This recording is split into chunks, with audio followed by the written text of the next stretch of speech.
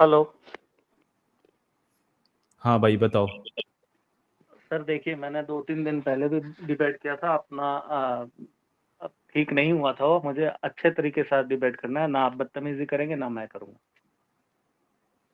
अच्छा चलो बताओ भाई, किस किस टॉपिक पे। अब मैं तो लास्ट टाइम बदतमीजी करते ही नहीं हूँ भाई, बदतमीजी तो आप ही लोग करते हैं। बताइए किस टॉपिक पे बात करनी है। करनी उनके साथ थी, पर वो है नहीं अभी।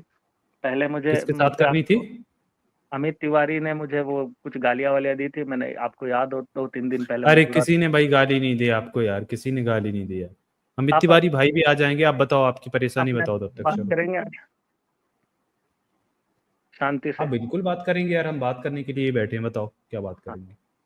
तो सबसे पहले मुझे आपको एक बात ये जाननी है कि हिंदू शब्द आप कहते हैं कि ये शब्द किसने दिया है? हिंदू शब्द ये अलबरूनी ने। अल ब्रूनी ने। क्यों? क्योंकि वो है बोल नहीं पाते थे, राइट? अब बताएं अपनी परेशानी पूरी बताएं। हाँ, तो वो ह नहीं बोल पाते थे। वो क्यों नहीं बोल पाते थे ह? वो अरबी या फारसी या उर्दू बोलते थे। तो उर्दू में श शब्द नहीं है क्या? आपने उर्दू पढ़ी है क्या? उसमें उर्दू मैंने पढ़ी है, मैंने उसको पढ़ा है। उसमें सीन और शीन होता है, तो वो सब को ह क्यों नहीं बोल पाएंगे? क्यों उन्होंने सिंधु को हिंदू बोला होगा? आप मुझे बताएं जरा। इसका खोल सकते हैं? आप बता सकते हैं मुझे? अरे भाई, ये पढ़ो, आप ये देखो, 1 मिनट। ये देखो, अब क्या लिखा है देखो। 19वीं शताब्दी में हिंदू शब्द का डटकर विरोध हुआ। 1870 ईस्वी में काशी तथा देश के 45 वर्णाश्रमी सनातनी विद्वानों, जो काशी राज के अधीन धर्म सभा के सदस्य थे, उन्होंने टेढ़ी नीम नामक नामक स्थान पर बहुत विचार विमर्श करके अनंतर यह व्यवस्था दी थी कि हिंदू नाम हमारा नहीं है और यवनों मुसलमानों की भाषा का है और अधर्मी का वाचक है। अतः इस नाम को कोई भी वर्णाश्रमी स्वीकार ना करे। ये 1870 की बात है। सर, आप मेरी बात नहीं समझे। आप क्लेम ये करते हैं कि वो श को ह वो ह स बोल नहीं पाते थे। मेरा आप अरे मेरी मेरे बात भाई, अरे ये तुम्हारा क्लेम दिखाया भाई, आपको समझ नहीं आ रहा क्या? ये तुम्हारे ये खुद ब्राह्मण सनातनियों बोल का रहे क्लेम हैं। है कि हिंदू नाम हमारा नहीं है। पर आप लोग उसका रीजन ये देते हैं कि वो ह को स बोल नहीं अरे पाते भैया, थे। तो वो तो आपके हिंदू लोग कह रहे हैं कि ये यवनों की भाषा का है और अधर्मी का वाचक है। मुसलमानों की तो भाषा का शब्द है हिंदू। जब कोई हिंदू हिंदू बन के आता तब आप ये क्यों बोलते कि आपके ग्रंथों में नाम दिखाओ? आप लोगों को तो वो बोला ही नहीं है, मुसलमानों का दिया हुआ नाम है। तो ये हम नहीं कह रहे हैं भैया, आप ही के लोग कह रहे हैं। अच्छा पर चलिए, इसको आप आपका शुरू से आप पढ़िए, आप यहाँ तक। मैंने पढ़ा है। आप मेरी बात नहीं समझ रहे। आपके यहाँ से क्लेम ये होता है कि वो ह को ह नहीं बोल पाते थे। क्यों? उर्दू में स नहीं है क्या? अरबी में स नहीं है वर्ड? ओल्ड पर्शियन में स जो होता है वो ह हो जाता है। आपने पर्शियन पढ़ी है? नहीं, ये जो हिस्टोरियन का ये मत है, हिस्ट्री जो नहीं। हिस्टोरियंस जिन्होंने आप बताया है। कैसे कह सकते हैं कि वो ह का स हो जाता है? नहीं तो आप आपने आपने पर्शियन में लोगों का स से नाम नहीं सुना है? मैं बताऊं आपको बहुत सारे एग्जाम्पल। ओल्ड पर्शियन में स का ह हो जाता है, ऐसा हिस्टोरियंस का मत है। अगर आपके पास इसको काटने के लिए कोई चीज़ है तो वो किताब आप ले आइए, मैं आपकी बात मान ठीक है, लूँगा। मैं आपको एक पर्शियन शायर का नाम देता हूँ। उन्होंने एक शायरी पोइट्री करी ओल्ड है ये। पर्शियन कहा मैंने, ओल्ड मैं पर्शियन। पर्शियन का ही नाम बता रहा हूँ आपको।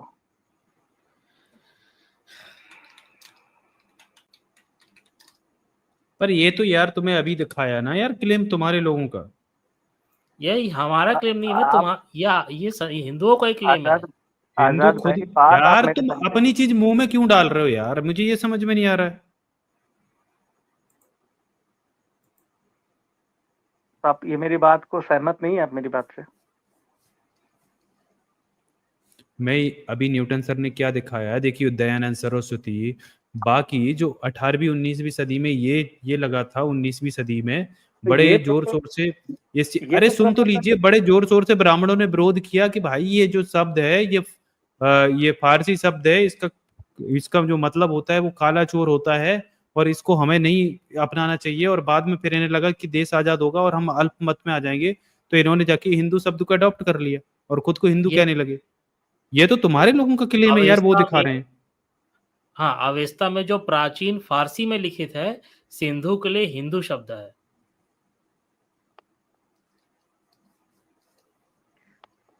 सर देखिए, आप मेरी बात नहीं समझ रहे हैं, मैं आपको शांति से एक बात करना चाह रहा हूँ, आप यार मेरी मैं बात। आपको किताबों से मैं आपको चीजें बता रहा हूँ। देखिए प्राउड हिंदू जी, आपके अपने बायसेस हो सकते हैं, मैं आपको वो दिखा रहा हूँ जो लिखा है। अब आपको अगर मेरी बात काटनी है तो आप अपनी किताब लेकर आए। तो मैं आपको बता रहा हूँ ना, मैं अभी मोबाइल से हूँ इसलिए मैं नहीं बता पा रहा हूँ, लेकिन मैं आपको तो आप अगली बहुत बार आप आ पुराने जाइएगा, मैंने फारसी तो आपको शायर दिखाया का ना, एक देख लीजिए। फारसी शायर अब का आप ये आपको मैं एक देखिए, वीडियो आप दिखा देता हूँ, वो स का यूज कर रहे हैं, मैं वो शायर को आप है। छोड़िए, क्या लिखा है देखिए। अवेस्ता में जो प्राचीन फारसी में लिखित है, सिंधु के लिए हिंदू शब्द है। मैं प्राचीन फारसी की बात कर रहा हूँ ना, ओल्ड पर्शियन की बात कर रहा हूँ मैं। अरे यार देखिए, ऐसी चीजें होती ये हैं, हो देखिए, भी सकती हैं। जैसे प्राचीन फारसी जैसे में अभी स कोई और गुजराती ह होगा, ध्वनि की समस्या रही है। अभी न्यूटन जी, अभी कोई देखिए ना। गुजराती होगा, हाँ। तो गुजरात में मैं गया हूँ, तो गुजरात में देखो सा है ना, वो भी प्रोनाउंस करते हैं, वो ये सा को सा भी बोलते हैं, लेकिन सा को हा भी बोलते हैं बहुत सारी जगह। अगर कोई गुजरात से है तो वो चैट में लिख के बता भी सकता है, क्योंकि कुछ गांव के नाम मैंने देखे जो लिखे तो मतलब अब गुजराती जो अल्फाबेट्स हैं उसमें सा लिखा हुआ है, लेकिन उसको बोलते हैं हा। जैसे मतलब इस तरीके से वो साउंड करते हैं। हाँ, तो मैं गुजरात से हूँ, मुझे पता है। हाँ, तो तुम गुजरात से हो तो चलो यार तुम्हें बताओ। पता है, वो सा को सा भी बोल लेते हैं और हा भी बोलते हैं बहुत सारे जगह गुजरात के ऐसे उसमें। तो यार आप ये झूठ क्यों बोल रहे हो? देखो अब गुजरात में, अब मेरे को इसका, अगर देखो सही मुझे में। ये, देखो सुनिए ना प्राउड हिंदू, मैं लिंग्विस्टिक नहीं हूँ, मुझे इसके बारे में इतना पता नहीं है कि इसकी क्या मतलब टेक्निकलिटी रही होगी, लेकिन ऐसा होता है। चलिए अमित सर आ गए, अमित सर इसके बारे में बेहतर बताएंगे हम। हाँ जी, नमस्कार। हाँ, पैनल पर देखने वाले सभी को नमस्कार, जय भीम। तो ऐसा है ना यार कि ओल्ड पर्शियन जो है ना, उसमें स जो है वो शब्द को ह की तरह पढ़ा जाता है। ठीक है। अब एक इंस्क्रिप्शन मैं आपको दिखा रहा हूं नक्शे रुस्तम का। तो ये डेरियस का इंस्क्रिप्शन है, ये है सामने। ठीक है, ये आ गया होगा स्क्रीन पे आपके। तो डेरियस का जो इंस्क्रिप्शन है, अगर आप इसको गौर से देखेंगे तो ये 490 BCE का है, यानी आज से तकरीबन 2500 साल पहले का। अब ये डेरियस का जो जो इंस्क्रिप्शन है ना, तो अगर आप ये देखेंगे तो ये डेरियस का साम्राज्य है ना। तो इस साम्राज्य में आप गौर कीजिए कि ये सिंधु नदी के पार भी डेरियस का साम्राज्य जाता है।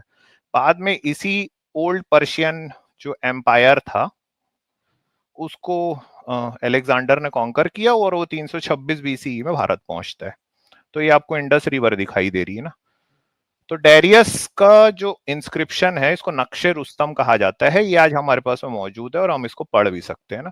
तो डेरियस इसमें अपने साम्राज्य के बारे में बात कर रहा है, जिसमें देखिए ये ओल्ड पर्शियन जो उनका जो रिलीजन था ना, अहूरा माजदा, जिसमें उनका ग्रेट गॉड था, जोरोएस्टर जिसके प्रॉफिट माने जाते हैं, पर्शियन रिलीजन जो अभी भी हमको जो मिलते हैं कई लोग।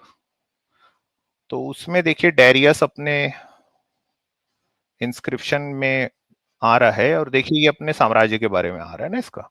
तो यहां पे आता है, अब ये बोल रहे हैं कि कोई शायर है, उसने अपने उसमें ह को ह ही पढ़ा है, इसलिए वो हिंदू नाम आप लोग गलत बोलते हैं। ये लोग पढ़ते नहीं ना एक्चुअली में। लोग अगर पढ़ेंगे कि ये नाम कहां से आया और अल बरूनी ने क्यों वो हिंदू शब्द का इस्तेमाल 10वीं शताब्दी में आके किया है, तो वो हमको यहां से पता चलता है कि आप देखिए ये इंडिया को, जो आज का इंडिया है, जो कि दरअसल सिंधु नदी के पार जो है, उनको कह रहे हैं हिडूस।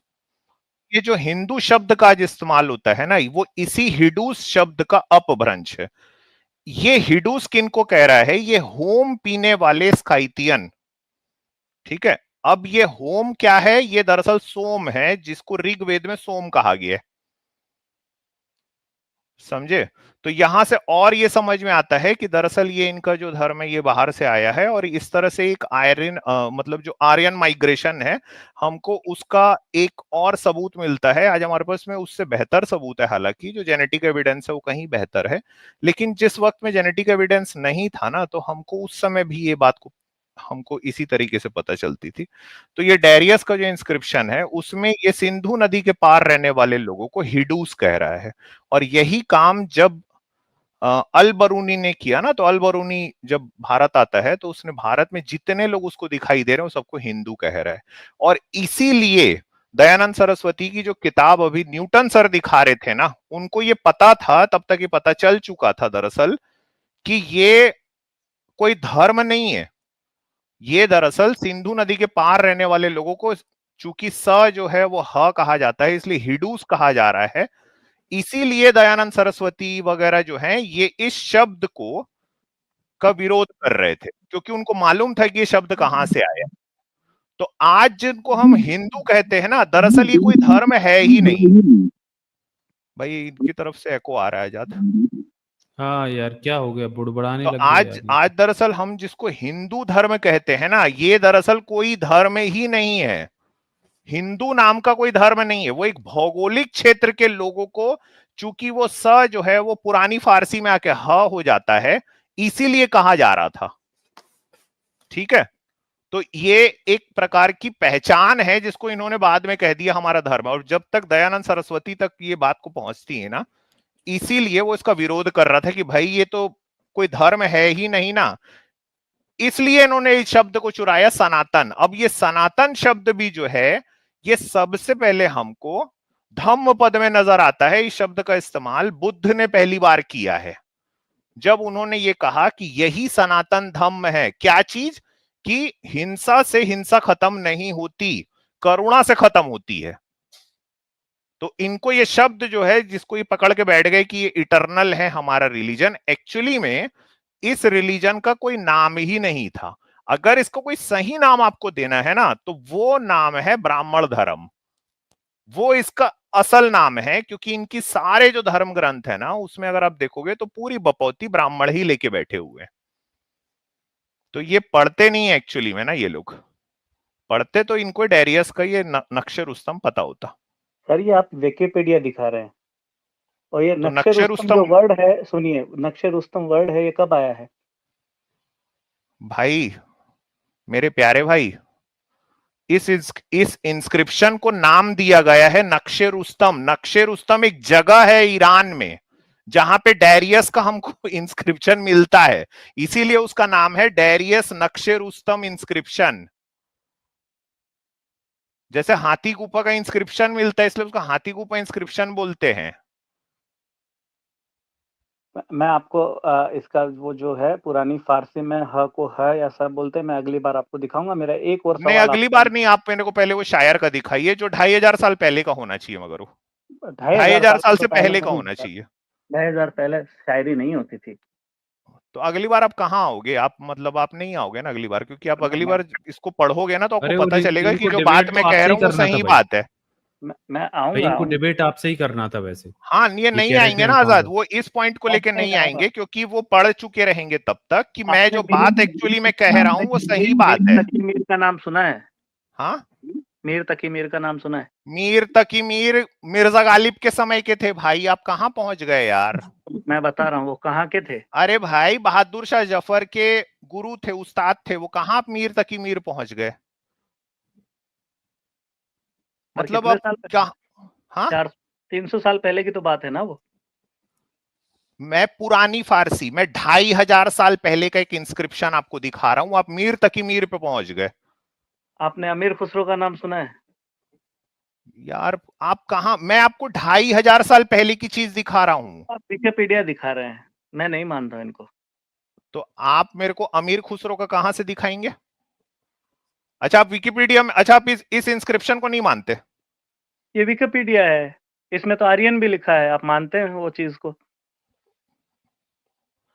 तो अगर आपको मैं नक्शे रुस्तम किसी और जगह से दिखा दूं तो?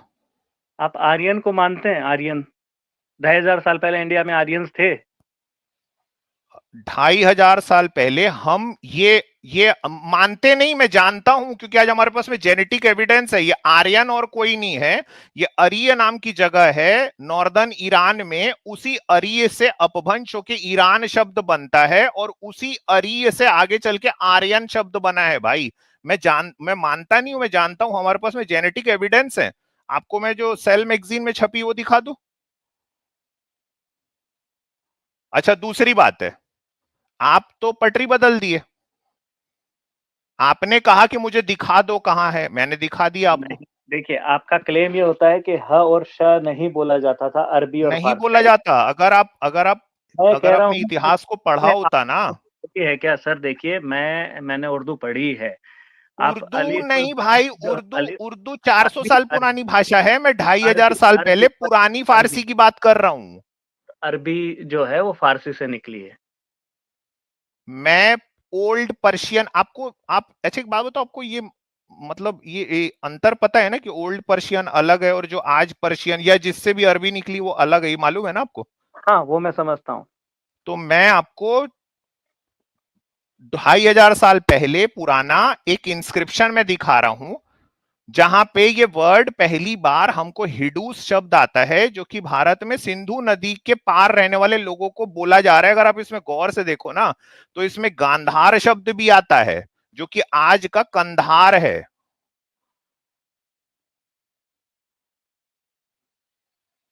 आप कहां पहुंच गए यार, मतलब आप मीर तक ही मीर। तो ये थोड़ा पढ़ना चाहिए यार, मतलब मेरे से डिबेट करो, मैं मना नहीं करता, करना चाहिए, लेकिन पढ़ के करना चाहिए, नहीं तो फिर ना बड़ी बेइज्जती होती है 1000 लोगों के सामने में। मैं एक और बात आपसे करूंगा। आप नहीं, अपना पहले आप ये बताइए, आपका ये क्लेम सही है कि गलत है? मैं लेके आऊंगा सर अगली बार, अमित भाई मैं लेके कहाँ से आऊंगा। लाओगे? कहाँ से लाओगे?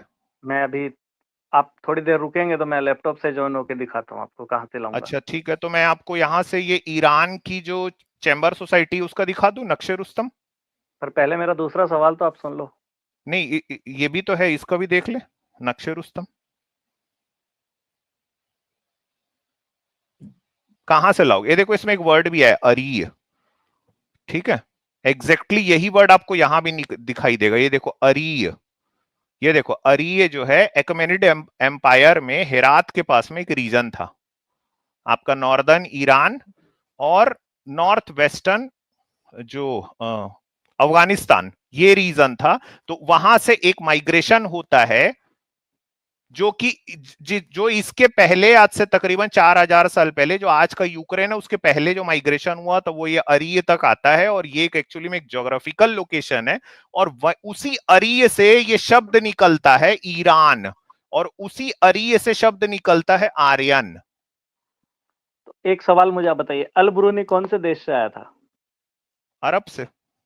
अरब, अरब में कहाँ से? अब वो यार आप कहाँ चले गए उसमें? जी हाँ, मैं आपको बता रहा हूँ ना। तो अरब से आया था, तो अरब की सारी कंट्री उस वक्त मुस्लिम थी।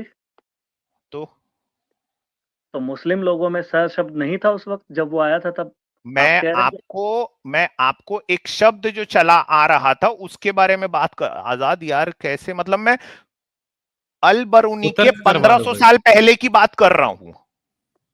पर आपने आप समझ कहा रहे हो? है, मैं उस समझ, समय आपने कहा हिंदू शब्द सबसे पहले अल ब्रूनी ने लिया क्योंकि वो स को ह नहीं बोल हिंदू, सकता था। हिडूस, एक मिनट, हिंदू शब्द बना है हिडूस से, जो कि सिंधु नदी के पार रहने वाले लोगों के लिए जो ज्योग्राफिकल लोकेशन थी उसके लिए इस्तेमाल होता था, इसकी जिसका वजह क्या हमको बताते हैं सबूत आप? मिलता है नक्शे रुस्तम में। ठीक है, ये आपको अमित पता नहीं था एक्चुअली में, अमित आपको लगा भैया, कि मैं आप अल इसका बरूनी के बारे क्या में जाके बताते वहां हैं? पूछूंगा आप ये कह और मैं रहे हैं मीर तकी मीर की बात करूंगा तो ये जवाब नहीं दे नहीं, पाएंगे। मीर तकीमीर की बात चलो वो ठीक है, वो 300 साल पहले हो गए, उनकी बात छोड़ो। मैंने कहा अल बुरूनी, आपने कहा अरब से आया था, तो अरब के लोग ह को श बोल नहीं सकते थे अल बुरूनी के वक्त। तो उस आप वक्त नहीं वो, समझे मेरी बात को, मेरे आप प्यारे नहीं भाई, आप समझे मेरी मेरी बात। बात को, मेरे भैया आप मेरी बात नहीं समझ रहे हैं। आप जो क्लेम कर रहे हैं वो गलत है। आप ना, अच्छा यार आपकी पढ़ाई कहाँ तक हुई है? मैंने मास्टर किया है भैया। किस चीज में? मैंने फाइन आर्ट में, परफॉर्मिंग आर्ट में मास्टर किया है। तो आपने कभी ये नहीं सुना कि जो पुरानी फारसी है और ये शब्द दरअसल हिडूस शब्द जो है वो सिंधु के लिए इस्तेमाल होता था, ये कभी नहीं सुना आपने? मैंने पढ़ा है ये, ऐसा तो नहीं ये है, मैं शब्द, इग्नोर। तो ये शब्द वहां से चला आ रहा था, समझो आप मेरी बात को। फिर से मैं आपको एकदम जैसे बच्चों को बताते हैं ना वैसे बता रहा हूं, सुनो। आज से 2500 साल पहले हमें एक इंस्क्रिप्शन मिलता है नक्शे रुस्तम ईरान नाम की जगह है, वहां से राजा डेरियस का, उस जिसमें वो अपने साम्राज्य के बारे में कह रहा है, और वहां पे ये कह रहा है कि ये हिडूस जो है, जिसको जो कि दरअसल स को ह को स की तरह पढ़ा जाता था, इसलिए वो इस पूरे एरिया को हिडूस कह रहा है।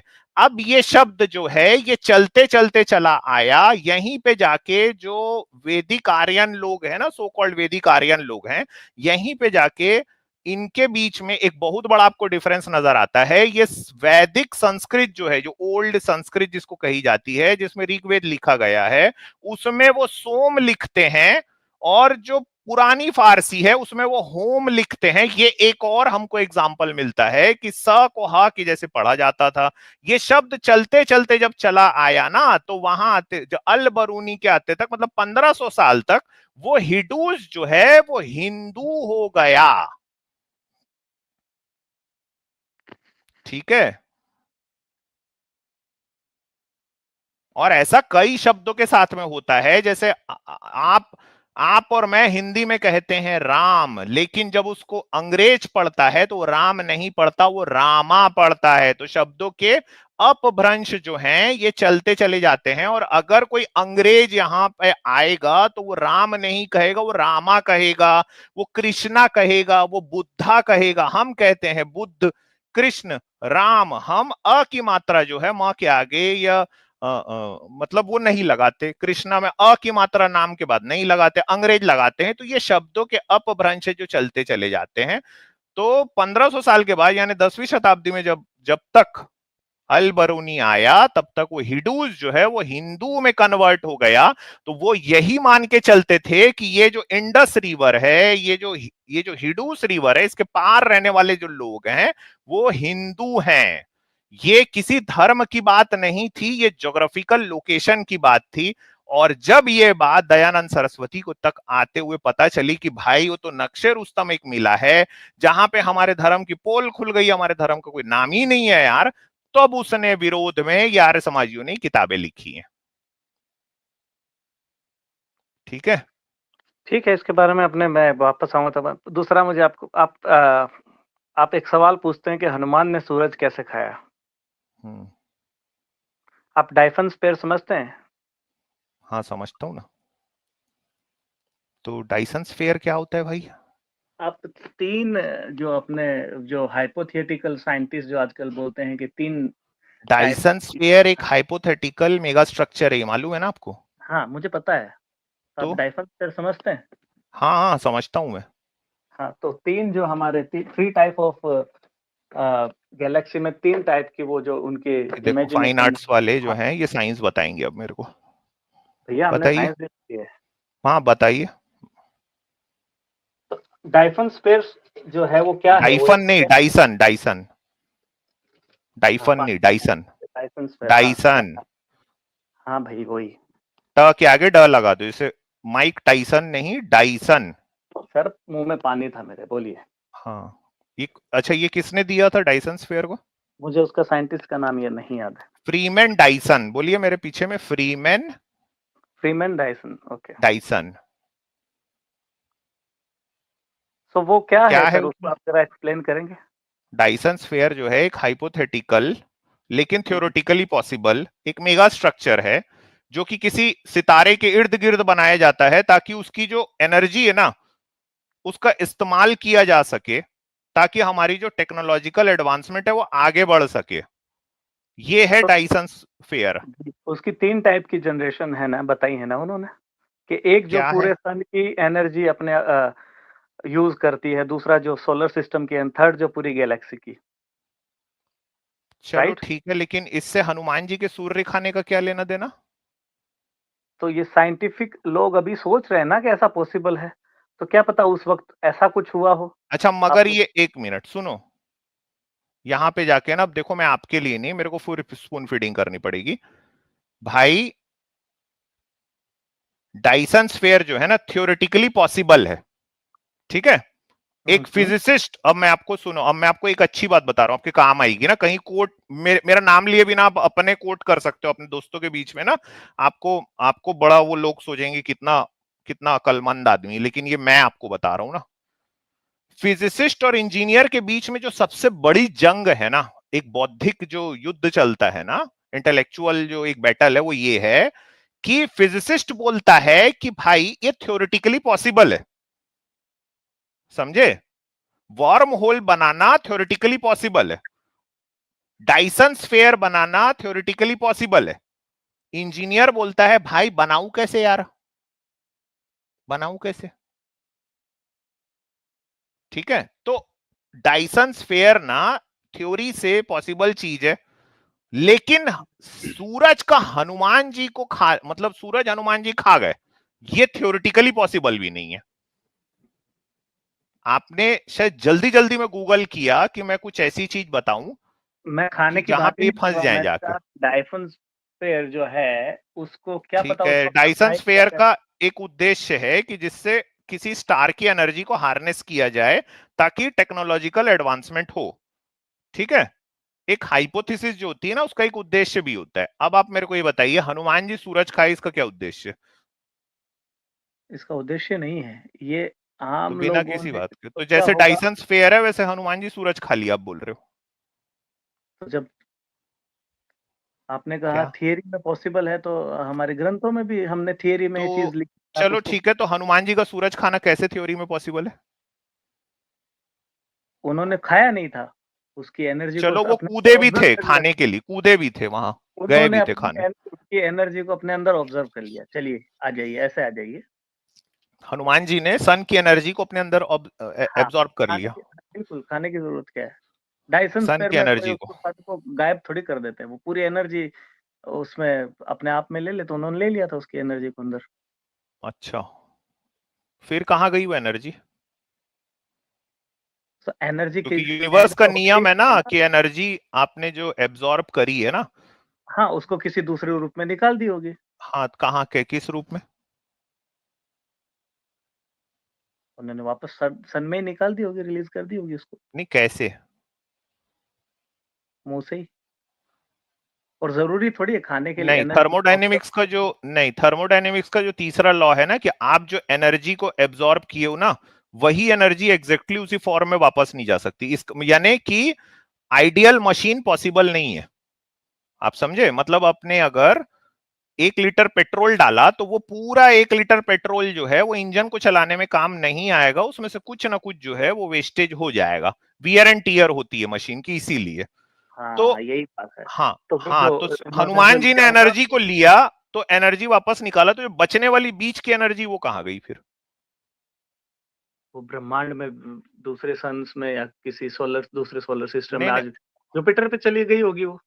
जुपिटर। जुपिटर की ग्रेविटी है ना, वो अपनी चीज अपनी तरफ खींच लेता है, सारी चीजें अर्थ की तरफ जो आता है वो उसमें चली गई होगी, आज भी वहां तूफान चल रहे हैं। अच्छा,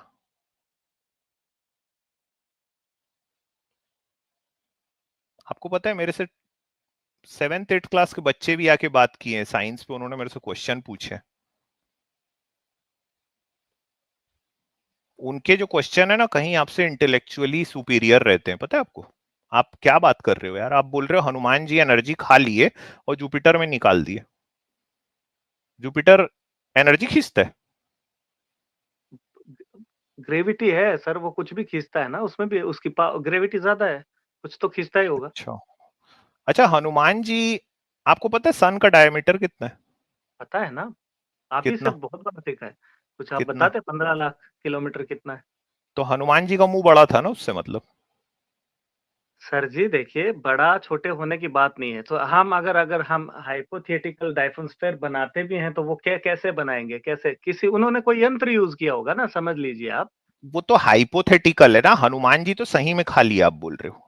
ऐसा कहीं भी नहीं है ना कि उन्होंने सही में, वो भी हमारी इमेजिनेशन है, हमारे कवियों की, हमारे उनकी इमेजिनेशन है वो। चलो, डाइसन स्फीयर के पीछे एक साइंस काम करती है ना, वो ऐसे ही थोड़ी ना, आपको लगता है कि साइंटिस्ट लोग सुबह उठे बोल दिए डाइसन स्फीयर, फ्रीमन डाइसन उठा सुबेरे, टट्टी करते करते सोचा कि एक डाइसन स्फीयर निकाल देता, भाई उसके पीछे में एक हाइपोथेसिस जो होती है ना, उसके पीछे में एक कंप्लीट थ्योरी सर, होती है।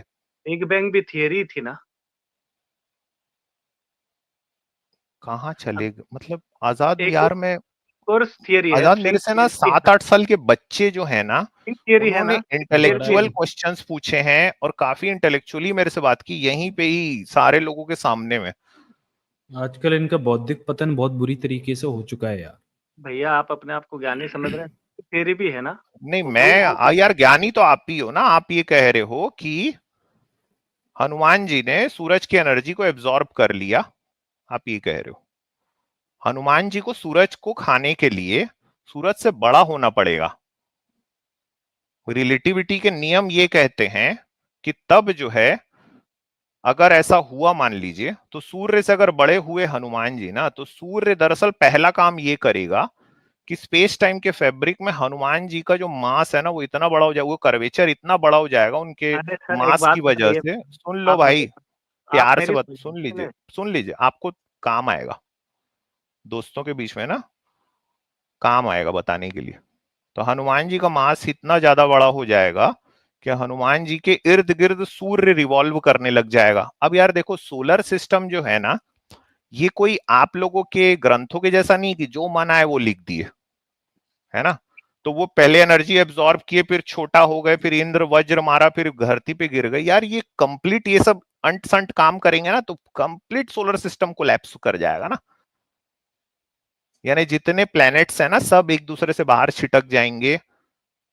हाँ, आवारा हो जाएंगे जितने प्लैनेट्स हैं, ये गैलेक्सी में घूमते रहेंगे। ऐसे आप कई ये प्लैनेट्स बताइए हैं कि सन जिनके से कितनी दूर जिनके अगर स्टार्स हम जो है वो रहेंगे तो फट जल गए के हैं ना। भस्म हो जाएंगे? हाँ, सन से कितनी दूर हम रहेंगे तो जल के भस्म हो जाएंगे? यार अब ये तो आपके मतलब आपको पता है ना, पार्कर आपके सोलर ऊपर है ना। प्रोब 18 लाख किलोमीटर दूर तक गया था सन के पास। हाँ तो छोटी सी हनुमान वो मशीन थी क्या ना। सन की एनर्जी खाने गया है वो? नहीं, खाने नहीं गया था, पर वो जला तो नहीं ना। अच्छा, क्यों नहीं जला होगा अच्छा, वो, क्या लगता है आपको? क्यों नहीं जला होगा? आप ही बताइए, उसके सामने आप क्या क्या बताओ था ना उसके भाई। सामने, आप बताइए उसके ना, सामने उसके में सामने हीट क्या। पैनल्स लगे हुए हैं ना। हाँ, हीट पैनल्स लगे हैं ना, जो उसकी एनर्जी को वापस लेकिन यहाँ तो हनुमान सरफेस। जी पूरा गटक लिए ना। तो देखिए ना, आप सोचिए तो सही। क्या? हाँ, सोचिए तो सही। सोचवाइए मेरे को भाई। आप ही सोचिए ना इस बात को, क्या क्या? कि सूरज से 18 लाख किलोमीटर जब एक मशीन जा सकती है, हाँ तो हनुमान जी क्यों नहीं खा सकते? तो हनुमान जी उसके पास नहीं गए होंगे? नहीं नहीं, हनुमान जी ने तो पास, चीजें। चलो हाँ ठीक है, बताइए। पास चले गए। हम्म। सोलर पार्कर प्रोब कितना छुटका सा है, हनुमान जी उसको खा गए, मतलब मुंह 15 लाख किलोमीटर से बड़ा होगा ना। ये कह रहा हूं मैं। सर जी, मैं आपको कह रहा हूँ उसको खाने की जरूरत नहीं। हो सकता है उन्होंने इतना बड़ा कवर कर दिया हो कि अर्थ के लिए 8 मिनट तक तो अर्थ पे किसी को पता ही नहीं चलेगा कि सन गायब हो गया है। अच्छा, अच्छा जब अच्छा वो अच्छा, इतना बड़ा ठीक है, मास 8 मिनट लेके पता पास नहीं गए। चला। चलो हाँ, ठीक है, 8 मिनट पता नहीं चला, 9वें मिनट क्या होगा?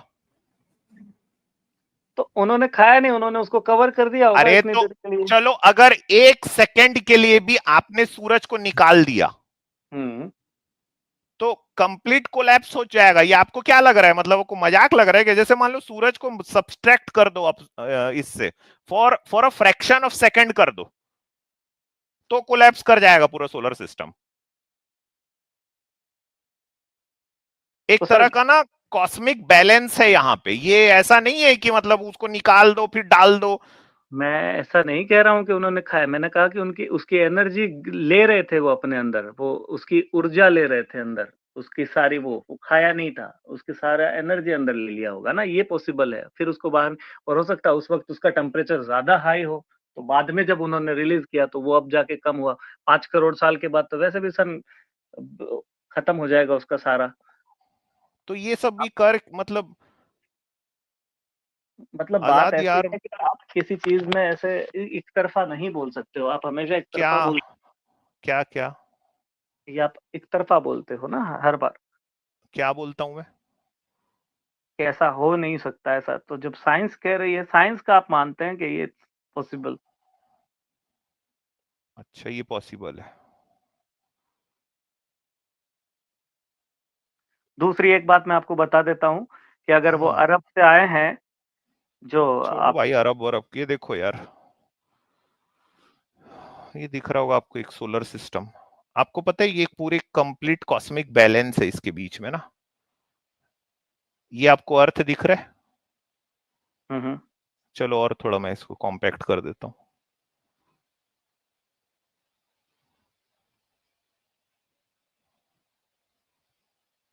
ये अर्थ है, ये मून है, ठीक है। यहां से एक बंदर उड़ता है, उस बंदर को भूख लगी है, मम्मी घर पे नहीं है, बंदर ने खिड़की से देखा, उसको एक चीज दिखाई दी भाई, बंदर को लगा ये क्या है, ये चमक रही है आसमान में, है ना, और मम्मी नहीं है घर पे, तो बच्चे तो ये शरारती आप होते हैं, बदतमीजी पे उतर गए हो ना, बंदर बच्चे उड़ा है तो शरारती बदतमीज होते हैं, हो गए। आजाद चोंच पकड़ लेना, बच्चे तो शरारती होते ही हैं। तो बंदर ने देखा खिड़की से एक चमकती हुई चीज दिन में दिखाई दे रही है, उसको क्या लगा, देखो बंदर ने क्या सोचा, बंदर ने ये नहीं सोचा कि ये सूरज है, ये तारा है, इसमें गर्मी है, फोटोसिंथेसिस चल रहा है, और ये हम एक गॉड की बात कर रहे हैं, ईश्वर की। क्लेम क्या है कि वो शिव जी के अवतार हैं, क्लेम क्या है कि ये गॉड जो है ये डिस्ट्रॉयर ऑफ यूनिवर्स है, समझे। इस बच्चे बंदर को ये समझ में नहीं आया, लेकिन ये गॉड है, ये उड़ा, अब ये उड़ रहा है, देखो दोस्तों सामने में आपको सन दिखाई दे रहा है ना, सोचो ये उड़ रहा है, अब इनके हिसाब से ये सन कोई सन नहीं, स्टार नहीं है, इनके हिसाब से ये एक बंदा है जो 7 घोड़े पे बैठ के इधर से उधर घूम रहा है। तो जब सुबह निकलता है तो वो रोशनी फैलाता हुआ सूर्य देव जो है, शाम को जब अस्त होता है तो ये 7 घोड़े में घूम रहा है, ठीक है। अब दोपहर का वक्त बंदर आ रहा है उसकी तरफ, और सूरज देवता अपने रथ से देख रहे हैं, ये क्या चीज है भाई, घोड़ा लोग से पूछ रहे हैं ये क्या है भाई, ये क्या चीज क्या आ रही है अर्थ से हमारे तरफ, घोड़ा लोग को भी समझ में नहीं आ रहा है। वो गौर से उसने देखा, ओ भाई एक बंदर आ रहा है ये मेरी तरफ, मतलब सूरज देवता की तरफ से सोचो यार, हाँ वो स्टार है, उसका surface average surface temperature 5500 degree Celsius जल रहा है, वो बंदर आते देख रहे हो, ओ भाई ये क्या चीज है, वो कॉल किया डायरेक्ट इंद्र भगवान को, ओ भाई एक बंदर आ रहा है मेरी तरफ, यहां से निकल के अर्थ से।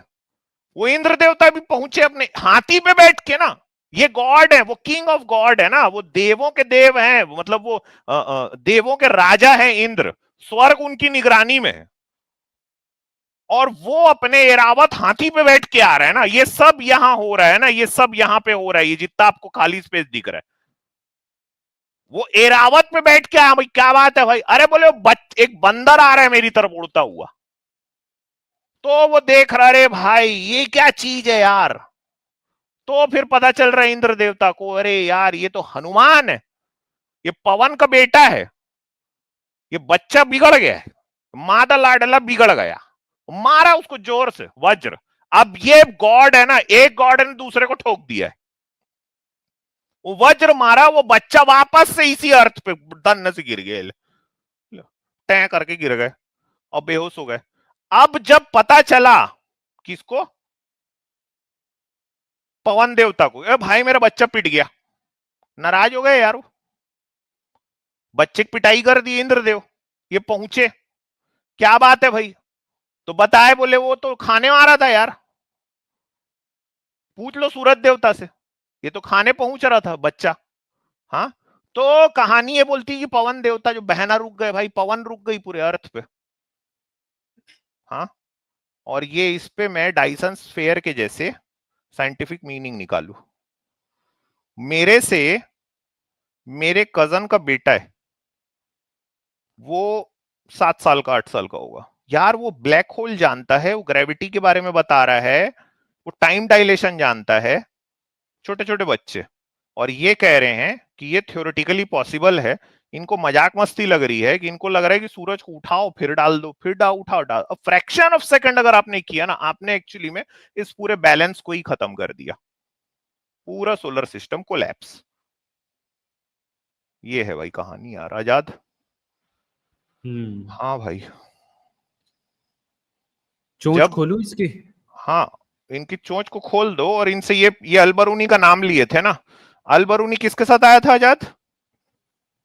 हाँ इनसे ही पूछते हैं ना, महमूद गजनबी। हाँ भाई। हाँ भाई, सर ये तस्वीरें अलबरून। आपने ली हो टेस्ट में जाके सारी, है ना? अच्छा ये भी गलत है। अच्छा ये अल बरूनी किसके साथ आया था भाई? मोहम्मद गजनवी। तो यार ये कहाँ थे ये जब गजनी ठोक रहा था सोमनाथ के मंदिर को? कहाँ थे ये बंदर जी? सूरज खाने गए थे जो। तो तब तो गन भी नहीं बनी थी साइंस में, कहाँ थे नहीं मतलब? तो अरे हनुमान जी कर क्या रहे थे? हिंदुओं के ऊपर इतना बड़ा आक्रमण हो गया, ये नहीं सोचे? सूर्य को अरे पर खिला उस दिए वक्त तो को। हिंदू थे ही नहीं, आप तो कह रहे पहली बार नाम तब आया था हिंदू का, तब अरे दिखाते आपके थे मंदिर आपके वो। हिसाब से हनुमान जी तो थे ना? पर आपके हिसाब से तो उस वक्त हिंदू ही नहीं थे चलो ना, आप कह रहे चलो चलो ठीक है, सोमनाथ का मंदिर था था हो। तो आप क्लेम करते बुद्धिस्ट का था, वो हिंदुओं का लेना अरे देना भाई क्या? सोमनाथ का मंदिर था जिसके शिवलिंग को तोड़ा। अरे पर आप कहते वो तो ये बुद्धिस्ट का था था। सर यार, आपको नहीं मतलब आप सच में आपका ना बहुत भैया लो आप आईक्यू क्लेम लेवल है करते हैं ना भाई। सोमनाथ का मंदिर बुद्धिस्ट था, सब बुद्धिस्ट थे यहाँ, तो वहाँ क्या हिंदू तो आए। क्या तो उन्होंने हिंदू, सोमनाथ के शिव मंदिर को गजनवी ने तोड़ा था कि नहीं तोड़ा था? हाँ तोड़ा था। तो उस समय हनुमान जी क्या कर रहे थे? उस वक्त हनुमान जी तो वेट कर रहे थे ना, लंका किस में चीज सोए का? हुए थे। किस चीज का? कि जब अल बरूनी आएगा वो सबको हिंदू बोल देगा, तब जाके मैं इनको वो करूंगा, बचाऊंगा, तब चलो तक ठीक तो है, बोल के हिंदू। चला गया, उसके बाद क्या करे हनुमान जी? जब उसके बाद काशी तो विश्वनाथ का मंदिर औरंगजेब ने तोड़ा तो हनुमान जी क्या करे?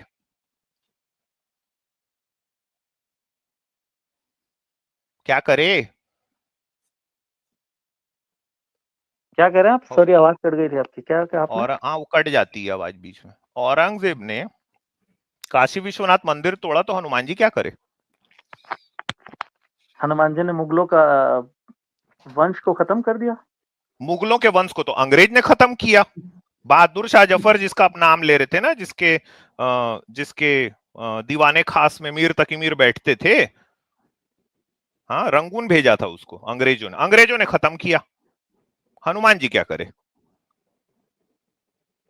सर जी, मीर तकी मीर बहादुर शाह जफर के जमाने में अरे नहीं थे, आप छोड़ो अपने आप छोड़ो को यार छोड़ो, गलत हनुमान जी इंफॉर्मेशन क्या मत दो। करे? हनुमान जी क्या करे ये बताओ। हो गया ना, मुगलों का अंत हो गया, हनुमान जी ने करवा दिया। वो तो अंग्रेज किया ना अंत तो। वो हनुमान जी नहीं भेजे थे उनको। अब पूछिए अंग्रेजों आप को आगे। हनुमान जी ने भेजा था। हाँ मतलब मतलब जो रॉबर्ट क्लाइव था वो ये हनुमान जी का भेजा हुआ आदमी था। हाँ, वो उन्होंने उसका अंत करवाया हनुमान जी ने, मुगलों का, उनके थ्रू।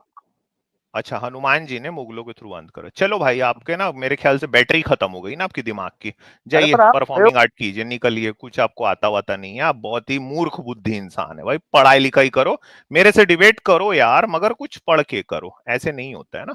जाइए।